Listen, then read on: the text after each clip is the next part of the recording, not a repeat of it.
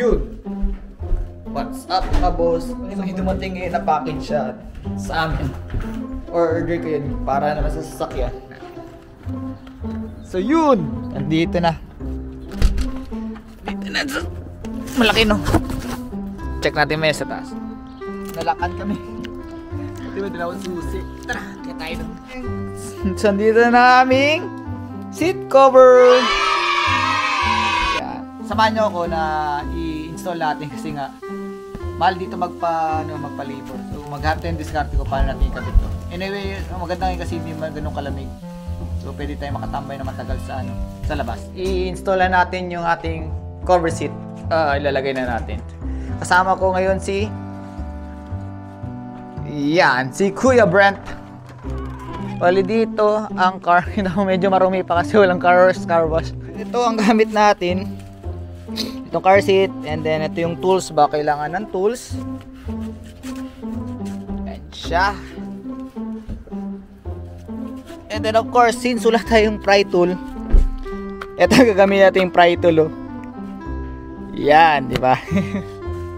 So ginawa namin, pinaisisa ko muna kung saan ba designated ang mga cover niya. First, dapat tanggalin muna natin ang headrest. Yan.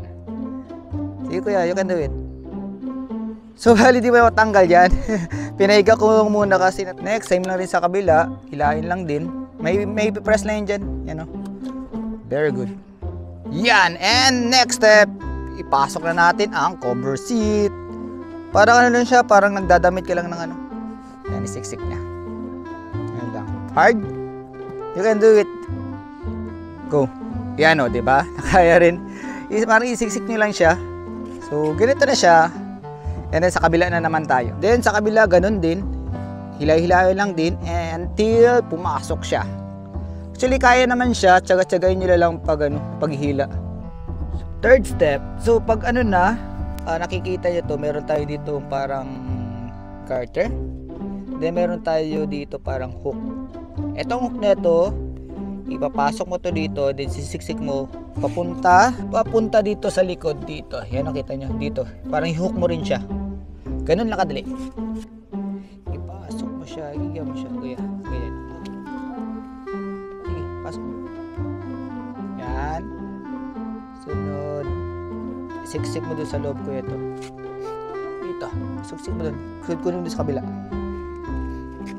After yan, ano lang po, sungkit mo lang sa harapan. Nakikita dalawang strap. So next naman itong upuan, dito banda na part. So same lang din, parang may strap to siya. Itong strap ipasok nyo dito and then para mag-ikot, para ma-lock siya.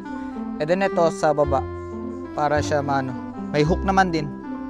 So dito medyo madugo dito kasi medyo mas sakit. Dito ang ginagamit dito itong hook. Ito. Kasi ito siya i-hook mo sa ilalim.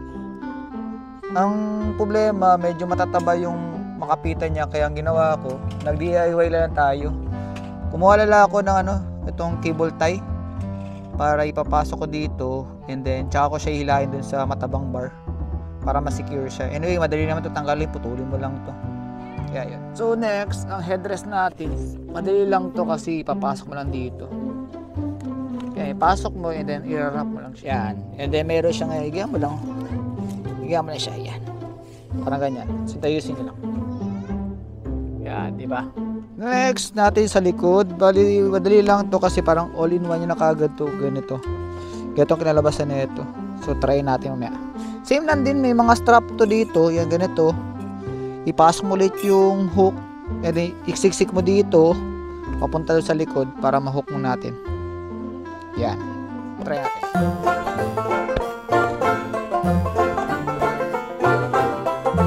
So mahirap pala tanggalin ikabit to. So kailangan natin tanggalin tong upuan sa likod. So madali lang yan kasi meron na dito yung clip dito yan sa gilid. Dalawa to, isa dito pati isa doon. Sa ano na ito.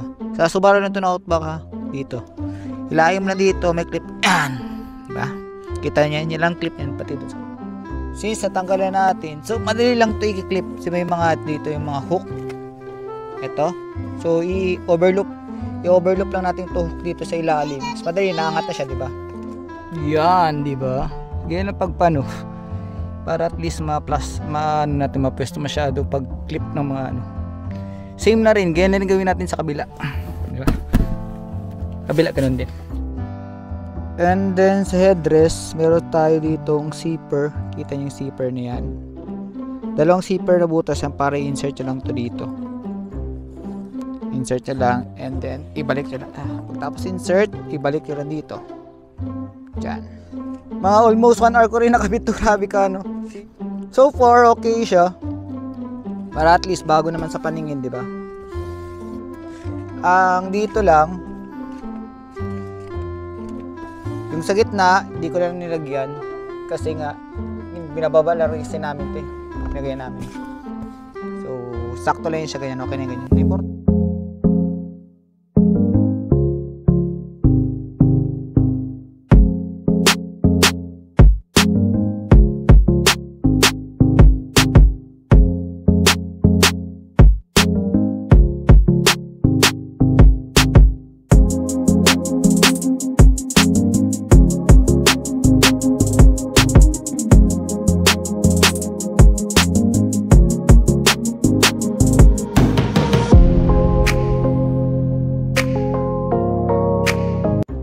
Tapos na tayo. Medyo napagod ako dun. Nasugatan tayo. Kasi masikip yun dun sa ilalim.